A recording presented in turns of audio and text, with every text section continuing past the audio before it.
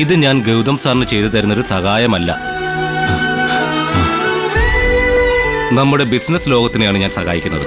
ഇതൊരു great contribution ആണെന്ന് ഞാൻ കരുതുന്നു. ഇതുപോലൊരാളുടെ ടാലന്റ് വെറുതെ വേസ്റ്റായി പോകാൻ പാടില്ല. Good starting. നാളെ തന്നെ നമുക്ക് എഗ്രിമെന്റ് സൈൻ ചെയ്യാം. എന്തു പറയുന്നു? ഒരു ജോലി യാചിച്ചു വന്നവന് ഒരു സ്വർഗമാണ് സാധ്യം വെച്ച് നീട്ടിയിരിക്കുന്നത്. പറയാതിരിക്കാനാവില്ല, അതുകൊണ്ട് പറയുന്നു. Thanks. Once again thanks. Okay, ഞാൻ സ്വീകരിച്ചിരിക്കുന്നു. എന്താ പോരെ? അപ്പോ നാളെ രാവിലെ എഗ്രിമെന്റ് സൈൻ ചെയ്യാത്തല്ലോ? ഓ യെസ്, ഉറപ്പായിട്ടും.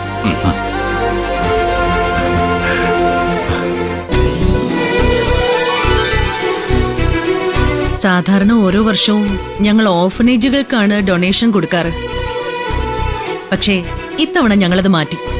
വിദ്യാഭ്യാസ സ്ഥാപനങ്ങൾക്ക് ഡൊണേഷൻ കൊടുക്കാമെന്ന് തീരുമാനിച്ചു. കമ്മിറ്റിയിൽ ഇങ്ങനെ ഒരു അഭിപ്രായം ഉന്നയിച്ചത് വസുന്ധര മേഡമായിരുന്നു. സാധാരണഗതിയിൽ ഇങ്ങനെയുള്ള പ്രൈവറ്റ് സ്കൂളുകളെയൊന്നും ആരും സഹായത്തിനായി പരിഗണിക്കാറേ ഇല്ല. നിങ്ങൾ കാണിക്കുന്നത് ഒരു വലിയ മനസ്സാ. കൊച്ചു കുട്ടികളെ പഠിക്കുന്ന ഒരു സ്കൂള് നടത്തിക്കൊണ്ടുപോകാൻ എത്ര ബുദ്ധിമുട്ടുണ്ടാവുമെന്ന് എനിക്കറിയാം. അതുകൊണ്ടാ ഇങ്ങനൊരു തീരുമാനം എടുത്തത്.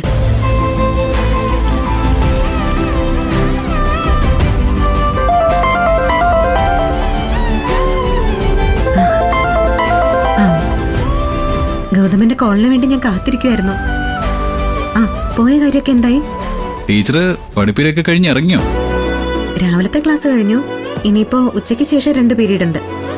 ആ, സാജൻ ജോസഫിനെ കണ്ട കാര്യം എന്തായി? അത് പറ. ആ, അത് പറയാൻ വേണ്ടി തന്നെ ഞാനിപ്പോ നിന്നെ വിളിച്ചത്. ഒരു സർപ്രൈസ് ആൻഡ് ഹാപ്പി ന്യൂസ് ഉണ്ട്. സർപ്രൈസോ? ടെൻഷൻ ആക്കാതെ വേഗം കാര്യം പറ ഗൗതം.